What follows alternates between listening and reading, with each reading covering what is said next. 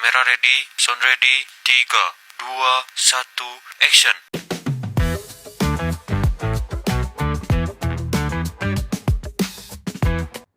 Assalamualaikum warahmatullahi wabarakatuh. Halo kawan Pandawa, kembali lagi di POPMI, Podcast Pandawa Media Literasi. Ini kita kedatangan narasumber kita yaitu ada Mbak Dita. Halo Mbak Dita. Hai. Mbak Dita ini berasal dari ahli gizi dari Puskesmas Hargelis. Boleh dikenalin lagi? Boleh, terima kasih. Senang bisa berbagi ilmu di sini. Ya, perkenalkan nama saya Dita Syafa Firnisa. Saya ahli gizi di Puskesmas Hargelis. Podcast kali ini kita akan membahas tentang kesehatan, lebih tepatnya tentang stunting ya Kak? Iya. Jadi apa sih Kak stunting itu? Stunting itu adalah kondisi gagal tumbuh pada anak akibat kekurangan gizi dalam kurun waktu yang sangat lama. Ya, terutama sejak dalam kandungan hingga sampai 2 tahun. Nah, anak stunting itu memiliki tinggi badannya itu lebih rendah daripada usianya.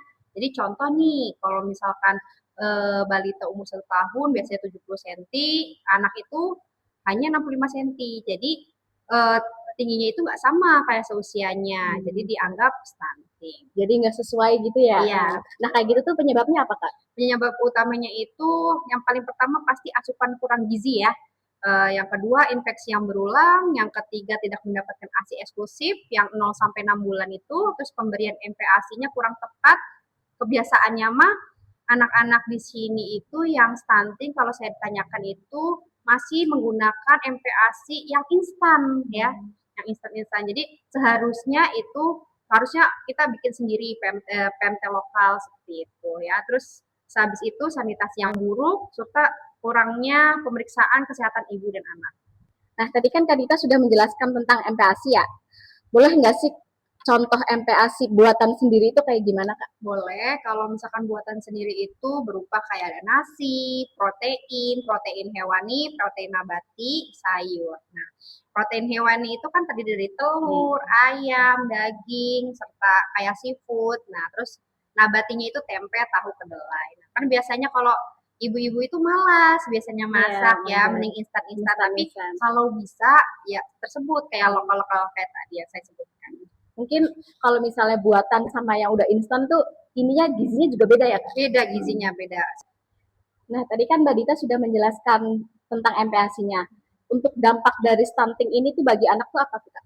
Ya dampaknya sih pasti yang pertama tubuhnya lebih pendek dari usianya, yaitu pasti. Yang kedua juga mengganggu perkembangan otak serta kemampuan belajar. Terus daya tahan tubuh serta menurunkan produktivitas saat kita dewasa. Nah, kebanyakannya tapi stunting untuk di daerah sini sih untuk tinggi badannya saja, untuk kemampuan belajar kalau kata saya itu bagus-bagus di sini. Jadi hanya tinggi badannya aja yang tidak sesuai dengan usianya.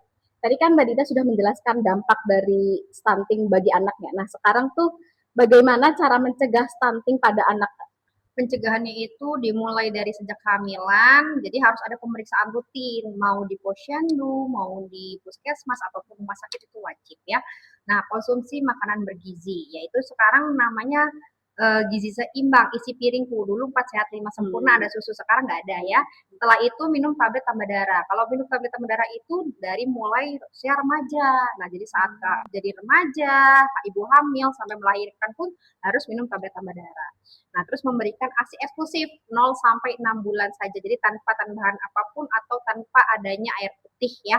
Nah, setelah itu MPASI bergizi mulai umur 6 bulan. Jadi jangan sampai MPASI dimulai umur 3 bulan. Kebiasaannya ada yang rancu ya, harus 6 bulan seperti itu. Nah, terus imunisasi yang lengkap, mau itu di posyandu, mau itu di puskesmas itu wajib, serta rutin memantau pertumbuhan tumbuh kembang anak di sekitar wilayah kita. Seperti itu. Nah, kapan orang tua ini harus membawa anak atau membawa anaknya ke fasilitas kesehatan gitu, contohnya kayak ke puskesmas atau ke klinik atau gimana? Kalau misalkan berat badan sudah tidak naik, itu harus ya. Kalau minimal 3 bulan berturut-turut tidak naik, kita wajib konsultasi ya. Nah, terus pertumbuhan tinggi badan terhambat, anak sulit makan, anak sering sakit, terus ada kekhawatiran terhadap tumbuh kembangnya, jadi langsung periksa aja di wilayah terdekat. Contohnya misalkan ada posyandu, kita langsung ke posyandu, atau enggak konsultasi langsung ke ahli gizinya. Nah, misalnya nih bayi ini tuh udah pemenuhannya gizinya udah seimbang dan mungkin dari ibu hamilnya dulu tuh udah seimbang. Kan mungkin ada keturunan gen juga ya, Iya.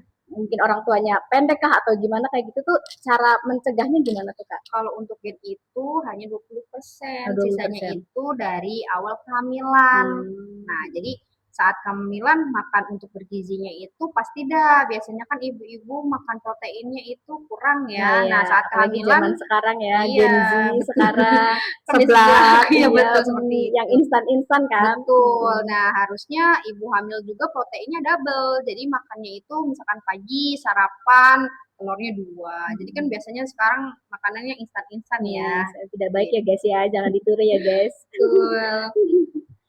Lanjut nih Kak, terakhir apa pesan untuk para orang tua zaman sekarang, apalagi khususnya Gen Z nih, cara mencegahnya itu bagaimana Kak agar tidak stunting? Ya, itu kita balik lagi yang pertama, kita cegahnya itu dari gizi seimbang. Jadi jangan makan makanan yang instan-instan. Jadi kayak sosis, nugget itu jangan seperti itu. Jadi awal itu pola asuh ya. Nah, terus lingkungan yang bersih, imunisasi yang lengkap, rutin memantau tumbuh kembang, itu cara pencegahannya dan pesan untuk orang Kekurangan gizi, yang mana penyebab dan dampaknya ini kurangnya gizi serta pola asuh yang keliru dan sanitasi yang buruk.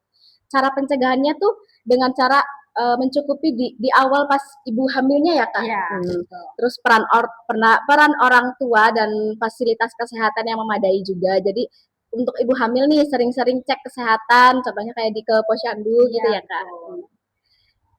Kak.